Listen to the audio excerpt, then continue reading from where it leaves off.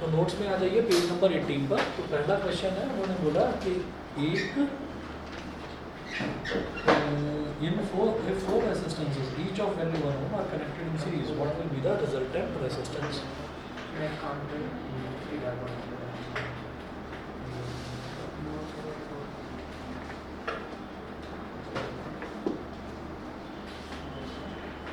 मैंने माना ये वाला पॉइंट ए है, ये वाला पॉइंट बी है, और 4 रेसिस्टेंसेज हैं, चारों का रेसिस्टेंस कितना है 1 ओम। तो चारों के चारों बैक टू बैक कनेक्टेड है एक के पीछे एक। तो resultant resistance R is equal to, जब सीरीज में होता है तो सारे रेजिस्टेंसेस ऐड हो जाते हैं, R1 plus R2 plus R3 plus R4, 1 plus 1 plus 1 plus 1। Sir एक बार सर सनसेट वाले को भी सर वो नोट बनवा दिए थे मैम ने सर कराया क्लास बता दो 5 मिनट का है वो भी टॉपिक, अब वो पता नहीं क्यों करा दिया, हालांकि सिलेबस में नहीं है। अगला देखिएगा, अगला क्वेश्चन दे रखा है, resistance of 6 ohm is connected in series with another resistance of 4 ohm. A potential difference of 20 volt is applied across the combination. Calculate the current through the circuit and potential difference across 6 ohm resistance. ठीक है,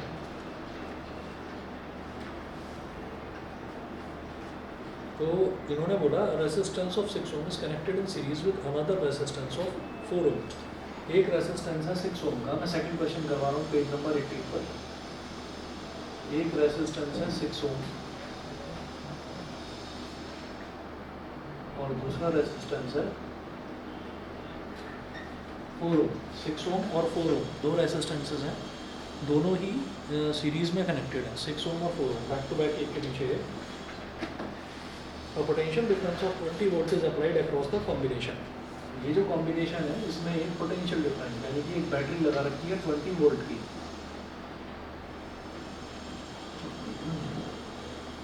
20 volt की battery लगा रखी है। Calculate the current through the circuit and potential difference across 6 ohm resistance. Calculate the current through the circuit, इस circuit में आपको current निकालना है।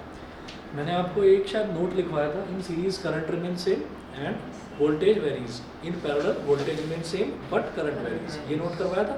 तो अब यहाँ पर क्या है उन्होंने बोला है कि हमारे पास दो रेजिस्टेंसेज हैं 6 ओम और 4 ओम, ये दोनों एक के पीछे एक कनेक्टेड है, सीरीज में कनेक्टेड है। तो भाई ये जो बैटरी है इसका ये पॉजिटिव टर्मिनल है और ये नेगेटिव टर्मिनल है, करंट हमेशा पॉजिटिव से निकलता है। यहाँ से आई करंट निकला तो ये सीरीज कनेक्शन है, तो इसमें भी आई जाएगा और इसमें भी आई जाएगा, दोनों में जाने वाला करंट क्या हो गया आई। अब आप ये देखिएगा कि वो उन्होंने इसमें क्वेश्चन में हमसे सबसे पहले ये पूछा है calculate the current through the circuit. तो करंट निकालने के लिए हम क्या करेंगे, पूरे सर्किट का पोटेंशियल डिफरेंस कितना है 20 वोल्ट, ठीक है 20 वोल्ट की बैटरी लगी हुई है, तो पूरे सर्किट का रेजिस्टेंस निकालेंगे। पूरे सर्किट में दो रेजिस्टेंस है बस, एक 6 और 4, मैं कहूँगा total resistance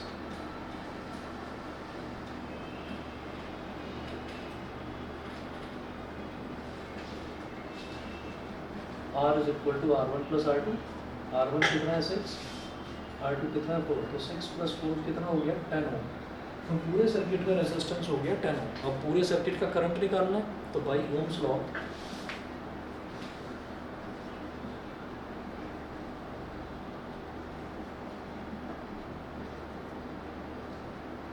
V is equal to I R, तो इसका मतलब I क्या हो जाएगा V अपॉन R,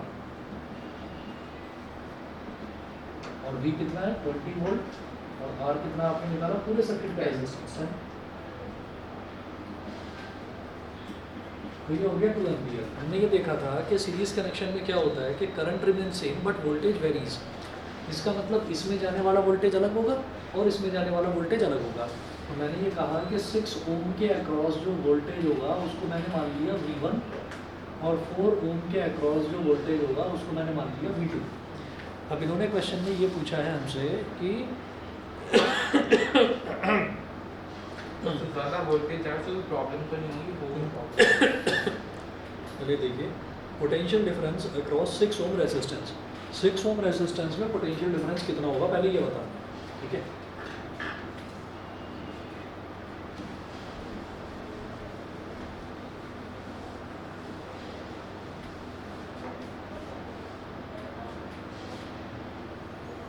तो यहाँ लिखेंगे, बेटा दिखाई दे रहा है ऑनलाइन वालों को ये इसकी ये 20/10 था, 2 आ गया तो 2 एम्पियर आ गया, ठीक है। उसके बाद पूछ रहे हैं potential difference, potential difference across इसके अक्रॉस पूछना 6 ओम रेजिस्टेंस।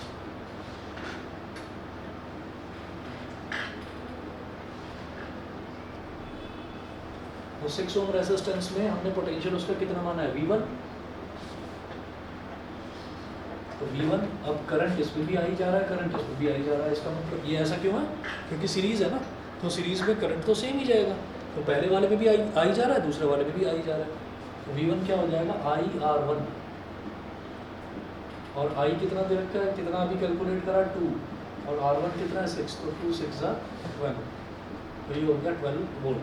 समझ गए, ये इसका आंसर है। अच्छा, अगर ये आपसे पूछते कि आप 4 ओम वाले में और बताओ, अगर ये पूछते कि 4 ओम वाले में बताओ कि 4 ओम वाले में रेजिस्टेंस कितना, 4 ओम वाले में वोल्टेज कितना होगा, तो वो आप कैसे निकालते हैं, V2 वो कितना हो जाता, IR2, तो वो हो जाता 2 × 4 मतलब 8 वोल्ट।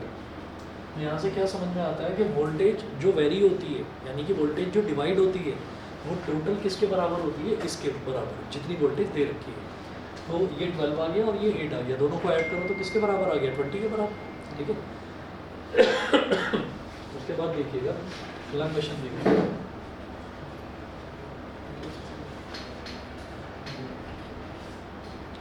पेज नंबर 19 पर आ जाओ। Draw the diagram of a circuit consisting of a battery of 3 cells 2 volt each, a 5 ohm resistor, an 8 ohm resistor and a 12 ohm resistor and a plug key all connected in series and a plug key। ये plug key क्या होती है, ये होता है switch, ये switch होता है जो स्विच हम किसी भी सर्किट को ऑन या ऑफ करने के लिए, जैसे फैन का स्विच हो गया या ट्यूबलाइट का स्विच हो गया, तो वो स्विच। इन्होंने कहा कि ये सारे के सारे सीरीज में कनेक्टेड होंगे, तो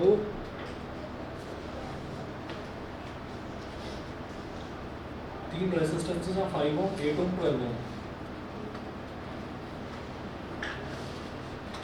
5 ओम, 8 ओम, 12 ओम, ये तीन रेजिस्टेंसेस हैं। और एक बैटरी है, उसमें ये बोल रहे हैं, बैटरी में ये बोल रहे हैं कि consisting of a battery of 3 cells of 2 volt each. तो 3 सेल हैं, एक सेल, दूसरा सेल, तीसरा सेल, ठीक है। हम जनरली क्या करते हैं, एक बैटरी को एक सेल से रिप्रेजेंट कर देते हैं। तो इन्होंने बोला है कि 3 सेल हैं, 2-2 वोल्ट के 3 सेल हैं, ये वही चीज़ है जो एक बार तुम पूछ रहे थे, है ना। तो ये 3 सेल हैं 2-2 वोल्ट के, तो टोटल इसका वोल्टेज कितना हो गया, 2 वोल्ट 2 वोल्ट 2 वोल्ट कितना हो गया, 6 वोल्ट, ठीक है। तो उन्होंने बोला कि 3 सेल्स ऑफ 2 वोल्ट ईच, तो 2 + 2 + 2 कितना हो गया, 6 वोल्ट। टोटल बैटरी का वोल्टेज हो गया 6 वोल्ट। और फिर एक स्विच लगा हुआ है, स्विच का सिंबल ये होता है कि एक ब्रैकेट बना के और बीच में ऐसा डॉट बना है। MA और MH में डिफरेंस होता है, इसमें MA और MAH में, हाँ दोनों में डिफरेंस होता है। MA होता है, MA तो होता है मिली एम्पियर, ठीक है। और MAH जो है ना, MAH यार देखना फुल फॉर्म क्या, मिली एम्पियर आर है क्या, इतना बता दो कौन सी वैल्यू को वो MAH में होती है, MAH में होती है। मुझे MAH की फुल फॉर्म नहीं पता, देखना एक बार गूगल पर, MAH। और इसमें ना ऐसे होगा, स्मॉल एम कैपिटल ए और H ऐसे होता है, देखना जरा। मिली एम्पियर, मिली एम्पियर, हाँ मिली एम्पियर, एम्पियर आर ना, हाँ चलिए जी। तो ये तो होता है A कैपिटल है, H स्मॉल है, H स्मॉल है, चलिए। तो देखिएगा, draw the diagram of a circuit consisting of a battery of 3 cells. तो हमने डायग्राम तो बना दिया, इसमें 3 सेल की बैटरी हो गई तो टोटल 6 वोल्ट हो गया, 2 वोल्ट 2 वोल्ट 2 वोल्ट था तो टोटल 6 वोल्ट। और ये 5 ओम 8 ओम और 12 ओम, ये तीनों के तीनों सीरीज में हो गए। और ये की हो गई, की मतलब स्विच हो गया, they all are connected in series, सारे सीरीज में एक के पीछे एक के सब लगे हुए हैं, तो सारे सीरीज में, ठीक है। उसके बाद देखिए बी पार्ट में ये बोल रहे हैं, redraw the above circuit putting an ammeter to measure the current through the resistors and a voltmeter to measure the potential difference across the 12 ohm resistor। What would be the readings in the ammeter and the voltmeter. तो अब इसी circuit को दोबारा बनाना है। तो ये तो ए part हुआ इस क्वेश्चन का। अब उन्होंने बोला है कि हमें दोबारा सर्किट बनाना है और उस सर्किट में हमको इंक्लूड करना है एक एमीटर। एमीटर का काम होता है करंट मेजर करना, और एक वोल्टमीटर का काम होता है पोटेंशियल डिफरेंस या वोल्टेज मेजर करना। तो वो बोल रहे हैं कि एमीटर से आपको करंट मेजर करना है, तो आप सर्किट में एमीटर इंक्लूड करो। तो हम ये कहेंगे कि भाई 1, 2 और 3 तीनों के तीनों जो हैं वो तीनों के तीनों सीरीज़ में कनेक्टेड हैं। तो जब तीनों के तीनों सीरीज़ में कनेक्टेड हैं तो इसका मतलब क्या है कि तीनों में करंट तो सेम होगा। तो आप सीरीज़ में कहीं पर भी लगा दीजिए एमीटर, ठीक है, वो करंट मेजर कर लेगा उसका। कैसे होगा देखो ज़रा, दोबारा से रीड्रॉ करना है ना सर्किट को। तो 5, 8 और 12 और यहाँ लगा दो एमीटर।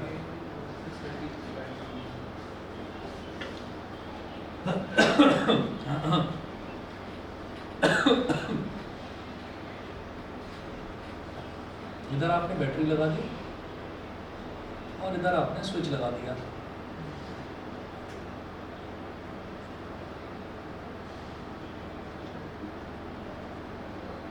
बैटरी 6 वोल्ट की बनी थी, यहाँ से निकला करंट आई, और जो स्विच होता है उसको के बोल देते हैं जनरली, उसका जो है के से रिप्रेजेंट करते हैं उसको कि के इज़ योर स्विच या प्लग की। ये हो गया। अब आप इसमें देखिएगा कि इन्होंने ये बोला है कि एक तो आपको एमीटर लगाना था, एमीटर हमने लगा दिया, और फिर वो बोल रहे हैं and a voltmeter to measure the potential difference across the 12 ohm resistor. तो 12 ओम रेसिस्टर में 12 ओम का जो रेसिस्टेंस है उसका पोटेंशियल डिफरेंस निकालना है, बस सिर्फ उसका, ठीक, बाकी किसी का नहीं निकालना। तो हम ये जानते हैं कि सीरीज़ में करंट सेम रहता है, तो सीरीज़ में कहीं पर भी मैंने एमीटर लगा दिया, एमीटर करंट मेजर करने के लिए होता है, और पैरेलल में सर्किट कहीं भी लगा सकते हैं, कहीं पर भी लगा सकते हैं, ठीक है ना। तो क्योंकि सीरीज़ में कनेक्टेड है सारे के सारे, तो आप इधर कर लगा दो एमीटर को, बीच में लगा दो, यहाँ पर लगा दो, इधर भी करंट आई होगा, इधर भी करंट आई जाएगा, और इधर भी करंट, सब में करंट आई जाएगा। हाँ, सीरीज में नहीं होता तो अलग तरीके से लगाते हैं, है ना, बीच में ही लगाते हैं। हाँ, फिर नहीं लगाते बीच में। अब आगे देखो, फिर ऐसा नहीं करते, अगर सीरीज में नहीं होता ना तो उस सर्किट के हिसाब से लगाते हैं, ठीक है। अब जरा देखिए, अब वो बोल रहे हैं कि 12 ओम में पोटेंशियल डिफरेंस आपको मेजर करना है, तो आप क्या करो, पैरेलल में वोल्टेज सेम रहता है, तो आप 12 ओम के पैरेलल में कनेक्ट कर दीजिए पोटेंशियल मीटर या फिर वोल्ट मीटर, एक ही बात है।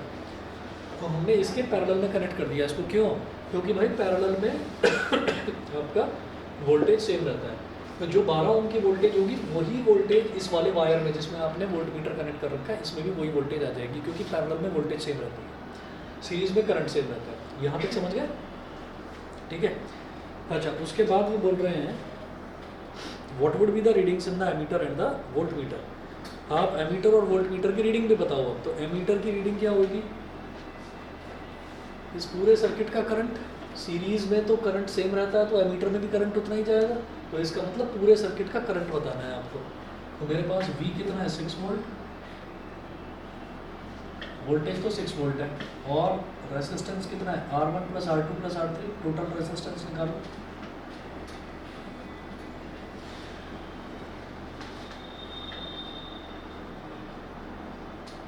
फाइव प्लस 8 13, 13 प्लस 12 कितना हो गया, 25 ओम।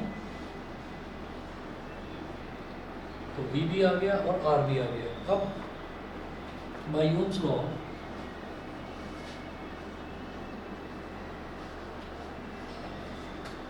Bye Ohm's law V is equal to IR, it implies that I is equal to V upon R, I is equal to V upon R। V कितना है 6 और R कितना है 25, ठीक है। इसको डिवाइड करिए, 25 के टेबल में 6 तो आता नहीं, 25 0 ज़ा 0, फिर पॉइंट के बाद 0 लगा देंगे, 60 हो गया, 25 2 ज़ा 60, 25 2 ज़ा 50, 60 माइनस 50 इज 10, 10 के आगे 0 लगाया 100, 25 4 ज़ा 100, तो आई की वैल्यू आ गई 0.24 एम्पियर। ये डिवीजन समझ में आ गया ना सबको, है ना, 0.24 एम्पियर। अब इसका मतलब क्या है, ये एमीटर की रीडिंग होगी 0.24 ampere,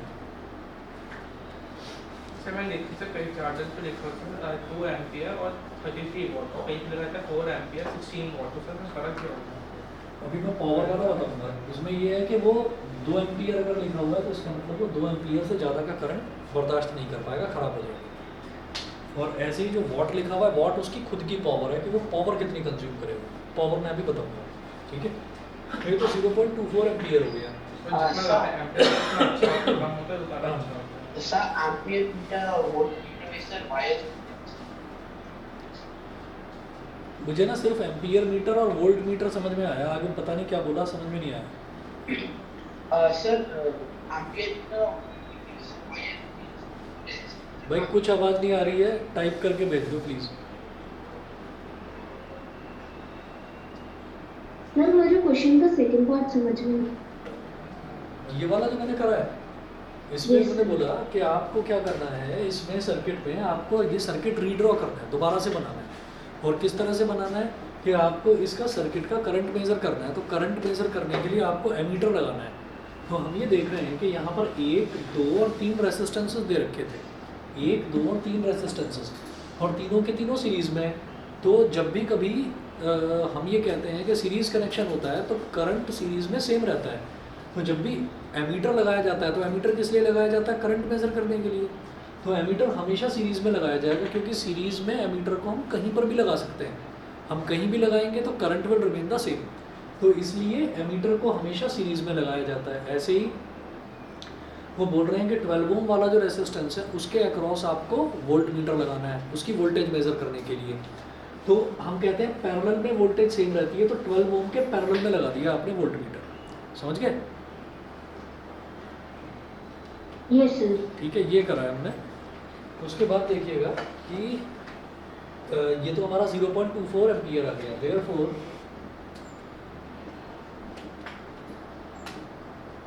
ammeters reading is 0.24 ampere. ये तो हो गई एमीटर की रीडिंग 0.24 एम्पियर। उसके बाद वोल्ट मीटर की रीडिंग पूछ रहे हैं वो। तो वोल्ट मीटर की रीडिंग कैसे निकली गई कि इसके अक्रॉस आपको वोल्टेज बताना है, बस 12 ओम के अक्रॉस। जो 12 ओम के अक्रॉस वोल्टेज होगा वही वोल्ट मीटर की रीडिंग होगी, क्योंकि पैरेलल में voltage remain same.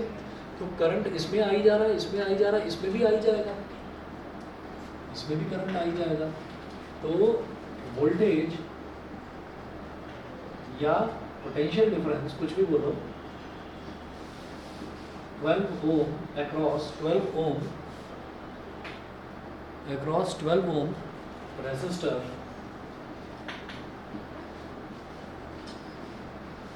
is IR3। इसको R1 बोला, इसको R2 बोला, इसको R3 बोला, करंट को बोला I। तो IR3, I कितना है? 0.24 अभी निकाला। पूरे सर्किट का जो करंट है I 0.24 और R3 कितना है? 12। मल्टीप्लाई कर दीजिए, 12 4 सा 48, 12 2 सा 24 और 4 28, 2.88 वोल्ट। ठीक है, तो इसके अक्रॉस 12 ओम के अक्रॉस वोल्टेज कितना है? 2.88 वोल्ट। तो भाई ये पैरेलल में लगा हुआ है वोल्ट मीटर, तो वोल्ट मीटर की रीडिंग भी यही हो जाएगी।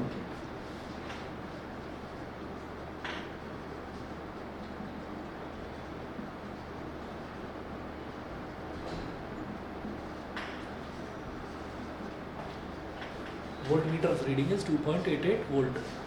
ठीक है, इसके बाद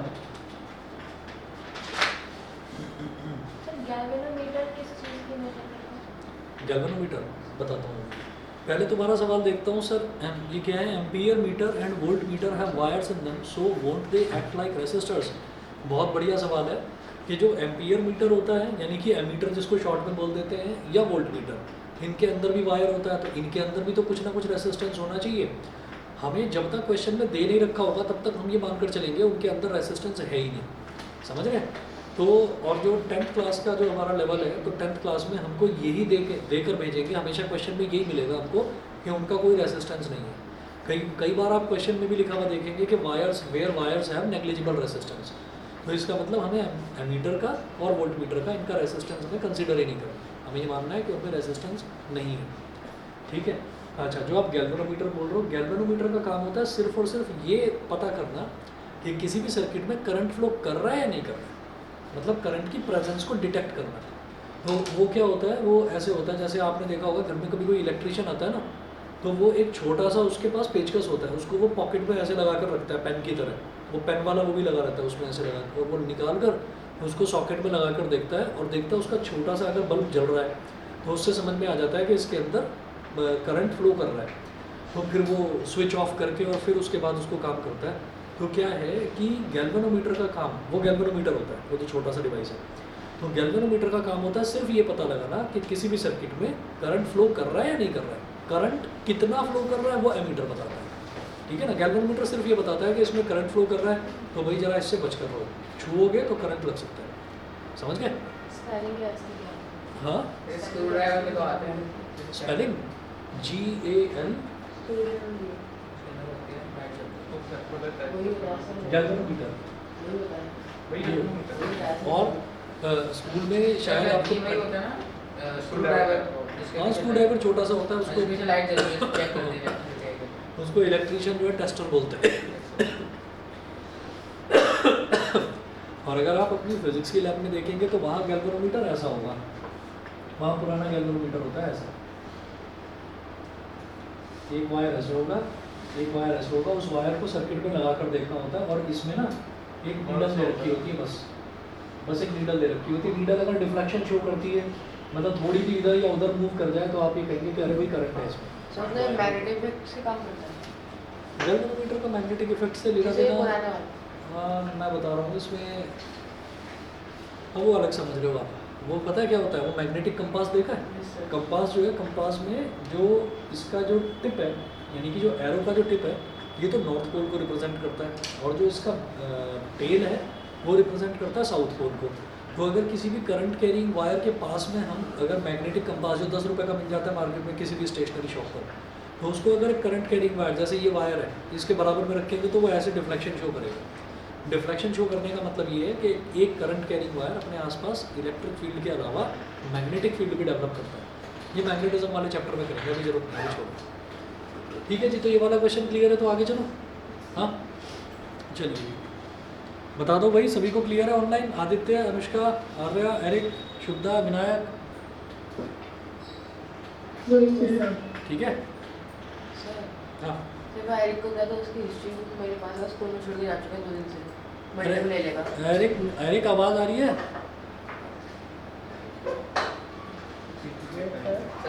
तुम्हारी नहीं है, तुम्हारी हिस्ट्री की बुक अपूर्व के पास है, तुम स्कूल में भूल गए थे, उससे ले लेना। ठीक है,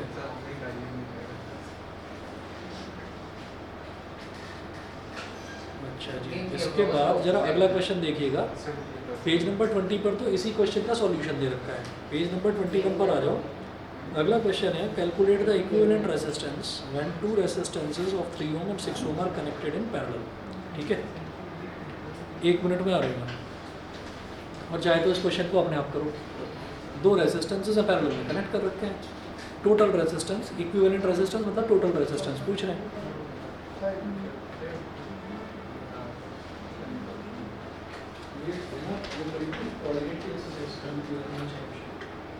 सर अभी मैं वो कर रही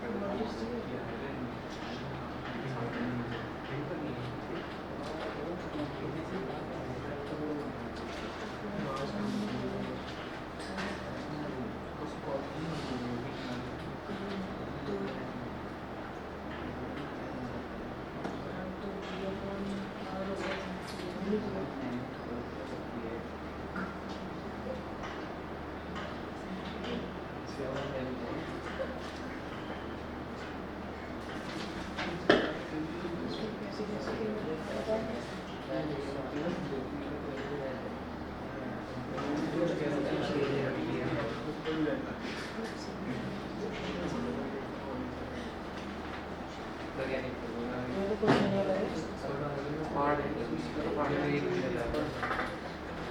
तो ये ना वो लगा डायग्राम भी अलग बना रखा है।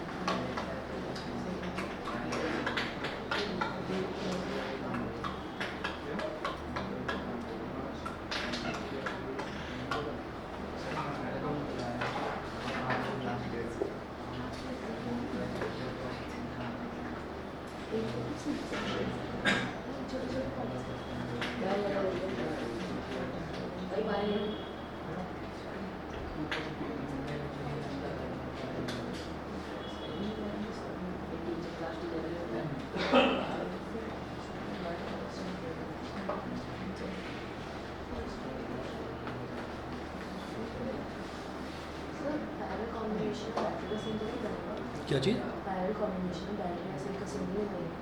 नहीं नहीं, पैरेलल कॉम्बिनेशन तो रेसिस्टेंसेस के लिए होता है, तो उसमें बैटरी और सेल का कुछ मतलब ही नहीं है। जैसे ये वाला क्वेश्चन है इसके लिए पूछ रहे हो, है ना, तो इसमें तो सिर्फ आपको इक्विवेलेंट रेसिस्टेंस निकालना है बस।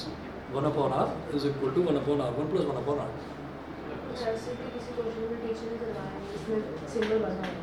मैं अभी करवा रहा हूँ, होंगे सिंबल्स होते हैं। अगर सिर्फ पैरेलल कॉम्बिनेशन मतलब पैरेलल में अगर सिर्फ इक्विवेलेंट रेजिस्टेंस कैलकुलेट करना है तो बैटरी लगाने की ज़रूरत नहीं है, नहीं तो उसके अलावा तो बैटरी लगती है, मैं अभी बताऊंगा।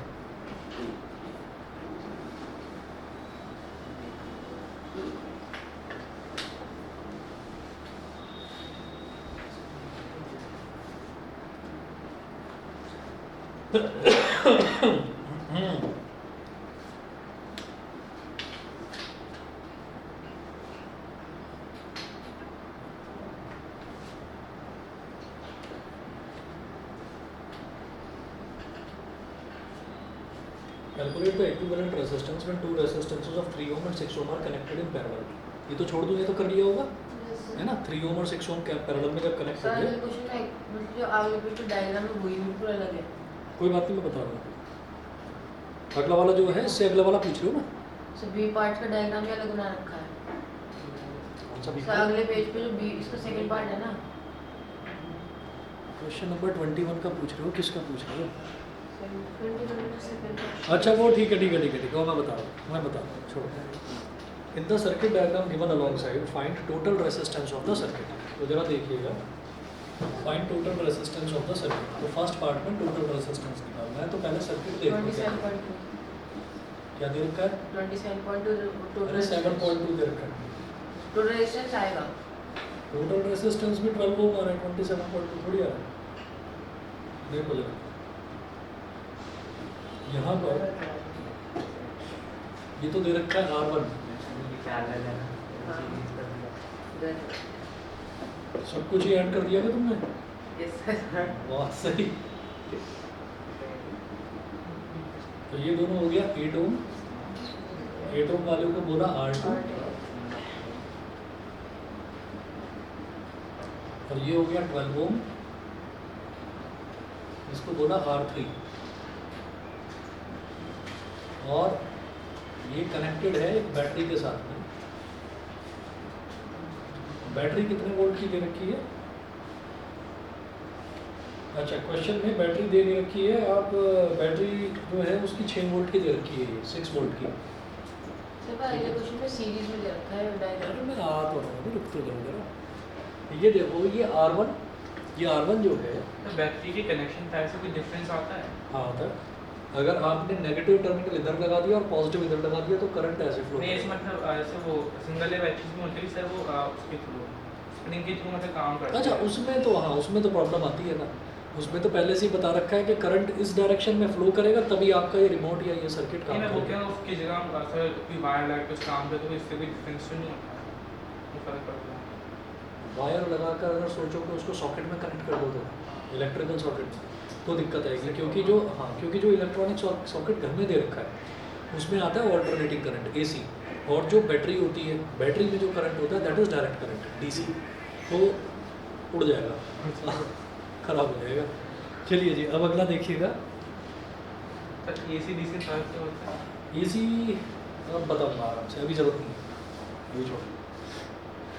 अब देखिएगा यहाँ पर मुझे ये दिखाई दे रहा है कि ये जो R2 और R3 हैं ये दोनों पैरेलल में हैं। पैरेलल का पता कैसे चलता है? पैरेलल का ऐसे पता चलता है कि भाई ये मत सोचना कि हमेशा मुझे पैरेलल लाइन ही मिलेगी, कुछ और तरीके की भी क्वेश्चंस मैं ऐसे कराऊंगा जिसमें सोचना पड़ता है कि ये पैरेलल में क्यों है, मुझे तो सीरीज़ में दिखाई दे रहा है।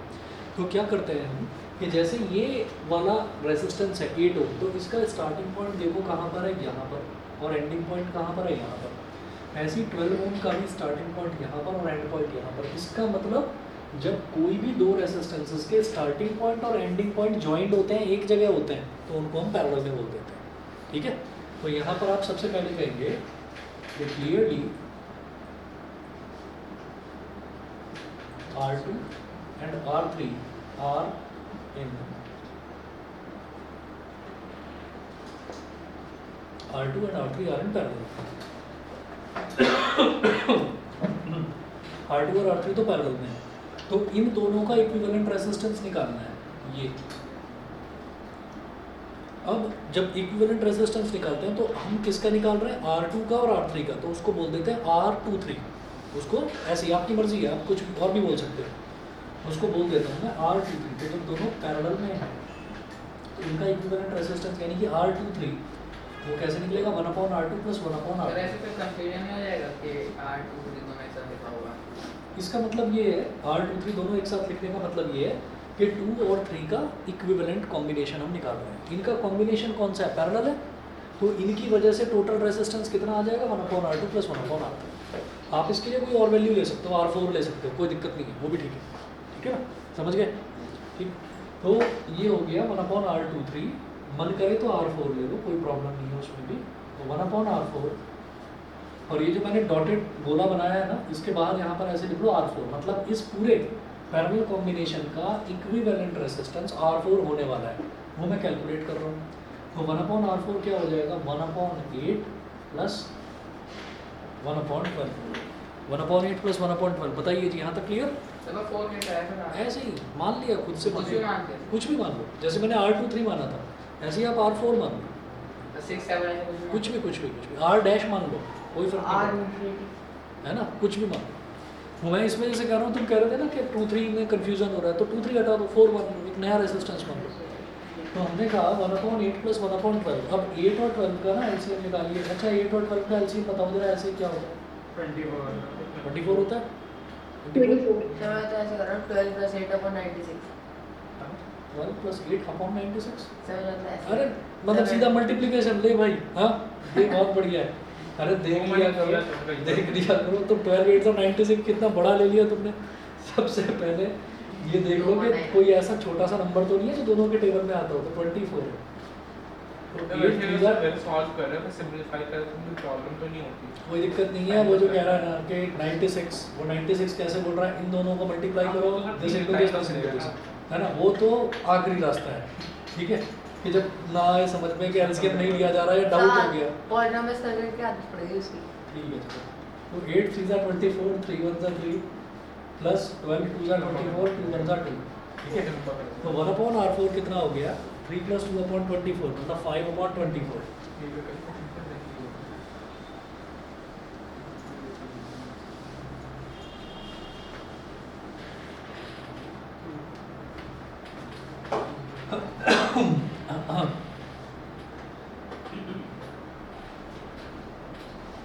R4 = 5/24। तो भाई R4 क्या हो गया, रेसिप्रोकल लेंगे दोनों तरफ, 24/5, 5 × 5, 5 4 20, 24 - 20 कितना हो गया, 4 4 0 40, 5 8 40। तो R4 कितना हो गया, 4.8 ओम।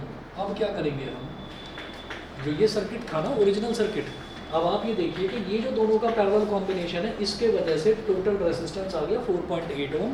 तो नया सर्किट डायग्राम बना लो। ठीक है, लिखिएगा इक्विवेलेंट सर्किट, और इसमें कंजूसी मत करना, आप कह रहे नहीं नहीं सर मैं तो ऐसे ही समझ जाऊंगा, है ना, ऐसे ही नहीं समझने की जरूरत नहीं, इक्विवेलेंट सर्किट डायग्राम बना लेना, क्योंकि बच्चे इसमें सीरीज पैरेलल में ना खुद ही उलझ जाते हैं कि हमने करा क्या था और अब हम क्या करना चाह रहे हैं। ठीक, तो हमने क्या करा, सबसे पहले हमने इन दोनों को सिंप्लीफाई कर डायग्राम दिया। ना बनाएंगे मार्क्स कटते नहीं करते हैं। मार्क्स तो नहीं कटेंगे, लेकिन क्या है Satisfaction के लिए। अपने सेटिस्फेक्शन के लिए नहीं, अपनी क्लैरिटी के लिए। जब तक हम खुद से क्लियर नहीं होंगे तब तक हमें ये कॉन्फिडेंस आएगा ही नहीं कि जो हमने क्वेश्चन करा है वो ठीक करा है या गलत करा है। तो इसकी आदत डाल दो, ठीक है ना। आपने इक्विवेलेंट सर्किट डायग्राम अब आप कैसे बनाएंगे, मैंने सिर्फ इतने को सॉल्व करा है तो इतने की जगह मुझे बस अब R4 लिखना है, ठीक है। तो ये क्या हो गया, R1 तो देखिए पहले से था, कितना था 7.2, और इस पूरे की जगह मैं एक रेसिस्टेंस लिखूंगा R4, और R4 की वैल्यू कितनी निकाली 4.8 ओम, ठीक है। बाकी सब कुछ सेम, नीचे 6 वोल्ट की बैटरी है। अब मुझे ये बता दो, अब ये समझ में आ गया दूसरे पेज पर जो अलग डायग्राम दे रखा है वो क्यों, वो इस वजह से क्योंकि इन दोनों का इक्विवेलेंट सर्किट, इक्विवेलेंट रेसिस्टेंस है। और अब जरा बताना R1 और R4 सीरीज में है या पैरेलल में? सीरीज में, ठीक है। तो टोटल रेसिस्टेंस अब यही बचा इनका दोनों का एडिशन, तो R is equal to R1 plus R2। R का मतलब ये है कि पूरे का रेसिस्टेंस तो टोटल। मतलब एक बार से देखने से हम ये नहीं बता सकते कि पैरेलल सीरीज ये देख कर आप बता सकते हैं। कई क्वेश्चंस ऐसे आएंगे जिसमें आपको थोड़ा सा दिमाग लगाना पड़ेगा, सिर्फ देख कर नहीं बता सकते। सीरीज तो एक बार को बता दोगे कि एक के पीछे एक लाइन की लाइन चली आ रही है तो वो तो सीरीज है, ठीक है। और पैरेलल में एक बार थोड़ा सा सोचना पड़ेगा। कई क्वेश्चंस ऐसे होंगे कि उसमें एक सर्कल दे रखा है, उस सर्कल में रेसिस्टेंस बना रखे हैं, ट्रायंगल में रेसिस्टेंस लगा रखे हैं, वहाँ कंफ्यूजन होता है। मैं पता लगवाऊंगा ना, कैसे पता लगेगा बताऊंगा, चिंता मत करो। हाँ 12 आ गया, ठीक है। और 7.2 प्लस 4.8 कितना हो गया 12 ओम। तो ये तो हो गया हमारा इक्विवेलेंट रेसिस्टेंस पूरे सर्किट का, क्लियर। तो फर्स्ट पार्ट में तो ये पूछ रहे थे वो total resistance of the circuit. उसके बाद वो बोल रहे हैं total current flowing in the circuit, ठीक है भाई। पूरे सर्किट का रेसिस्टेंस आ गया, पूरे सर्किट की वोल्टेज मुझे पता ही है, तो पूरे सर्किट का करंट भी आ जाएगा। Ohm's law V is equal to I।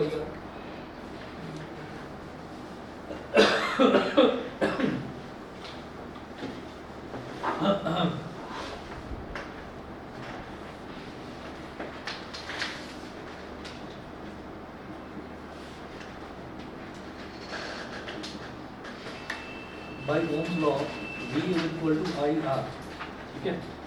तो हमें तो पूरे का करंट निकालना है, तो I is equal to D upon R। तो आपके पास हेरिडिटी के नोट्स हो गए? किसकी? हेरिडिटी के नोट्स। हेरिडिटी एंड इवोल्यूशन के नोट्स तो evolution। पहले से बनाए तो थे मैंने। इवोल्यूशन क्या है मेरे पास, हेरिडिटी का नहीं है। उसी के दरबार का। अच्छा, Revolution आएगा। इवोल्यूशन तो हट गया सिलेबस में से। ठीक है। हाँ V अपॉन R, V कितना था 6 था और R कितना 12। क्लासिफिकेशन है कि चैप्टर पढ़ा जाता है। क्लासिफिकेशन 0.5 एम्पियर, ये समझ में आ गया 0.5 एम्पियर। तो उसके बाद देखना ये क्या बोल रहे हैं ना, potential difference across R1। R1 के अक्रॉस पोटेंशियल डिफरेंस बता। R1 क्या होता है कि पूरे सर्किट का मैंने करंट निकाल लिया 0.5, तो ये I पूरे सर्किट का है। अच्छा, ये जो R1 है इसमें भी करंट आई जाएगा, और ये जो पूरा कॉम्बिनेशन है, ये पूरा कॉम्बिनेशन क्या है R4, तो इसमें भी करंट आ ही जाएगा, इस कॉम्बिनेशन में करंट आ ही जाएगा एक्चुअली। लेकिन ये कॉम्बिनेशन आपस में पैरेलल में है तो यहाँ पर करंट डिवाइड हो जाएगा। खैर मुझे उससे मतलब नहीं, मैंने ये कहा कि करंट यहाँ से निकला और यहाँ तक पहुँचा तो यहाँ तक तो आई ही जाएगा ना, आई करंट ही जाएगा यहाँ तक। और आई कितना है 0.5, तो वो बोल रहे हैं कि इसके अक्रॉस पोटेंशियल डिफरेंस निकालना है। और थर्ड पार्ट 43.2 आ रहा है। सर जब पैरेलल और सीरीज कनेक्शन दोनों है तो फिर दोनों का करंट सेम है। मैं बताता हूँ आपको समझाइए। नहीं करेंगे।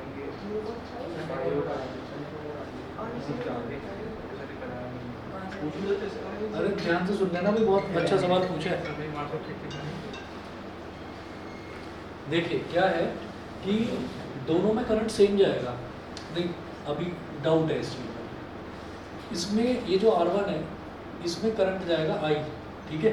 और ये जो पूरा डब्बा है ना, इस पूरे डब्बे को एक रेसिस्टेंस मान लो, इसको पूरे को एक रेसिस्टेंस मान लो, तो हम ये कहेंगे कि इस पूरे डब्बे में भी करंट आ ही जाएगा। लेकिन क्या है इसमें भी करंट आई ही जाएगा, लेकिन है क्या कि ये जो डब्बा है इसमें आपस में जो रेजिस्टेंसेस हैं वो पैरेलल में लगे हुए हैं, आपस में पैरेलल में लगे हुए हैं। तो इसका मतलब क्या है कि भाई ये जो करंट आई है ना, यही डिस्ट्रीब्यूट हो जाएगा दो पार्ट्स में। तो I2 में जाने वाला करंट हो गया R2 में जाने वाला करंट हो गया I2, और R3 में जाने वाला करंट हो गया I3। समझ गए? ये इस तरह से होगा कि I जो है यही डिस्ट्रीब्यूट हो गया, क्योंकि पैरेलल में क्या होता है, voltage remain same but current divides.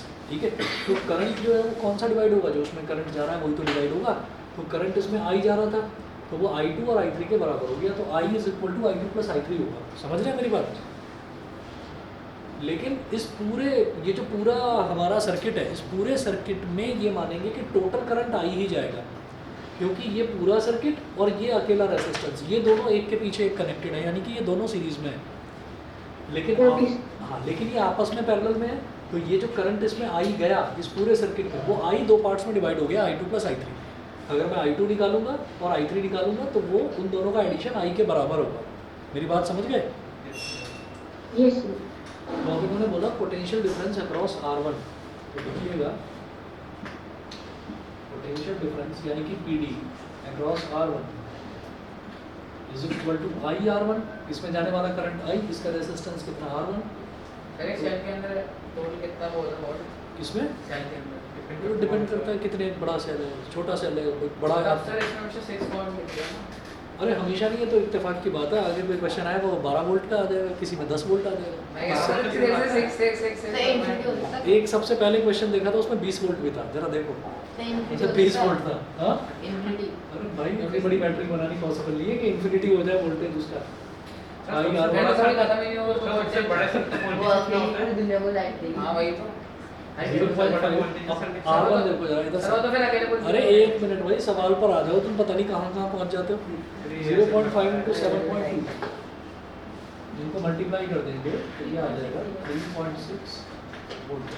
ठीक है, बस जी इतना कर लीजिए आज, बाकी कल देखते हैं। सबसे बड़े सेल का वोल्टेज और कल मैं कोऑर्डिनेट ज्योमेट्री के ना क्वेश्चंस देखूंगा। अगर टेस्ट हो तो मिलेगा नहीं बनाएगा? कौन सा? नहीं बनाएगा। अरे कहाँ चेक कर रहा हूँ यार, 3 दिन से तो बीमार पड़ा हूँ, पढ़ाने के बाद तो सो जाता हूँ मैं, टाइम तो मिल नहीं रहा मुझको। सर मेरा तो एग्जाम है। तो सबसे बड़ा हाँ? सेल सर कब है? सर 19 मेरा हाँ भी। 19 को बताया तो था अभी तुमने मेटल नॉन मेटल और एसिड वेस्ट। सर सुभान कह रहा है कंट्रोल एंड कोऑर्डिनेशन फिजिक्स का चैप्टर है। नहीं तूने कहा था क्यों आप मैंने कहा, कंट्रोल ऑफ कोऑर्डिनेशन फिजिक्स कहाँ से आ रही है? सर ये तो सर इससे पूछो सर बचने के लिए बोल रहा सर है। इससे पूछो कह रहे भाई ये तुम्हें फंसाता रहता है। सर, अभी तुम क्या सर, कहते हैं? इससे कुछ भरोसा नहीं कर सकते सर, बोल के सर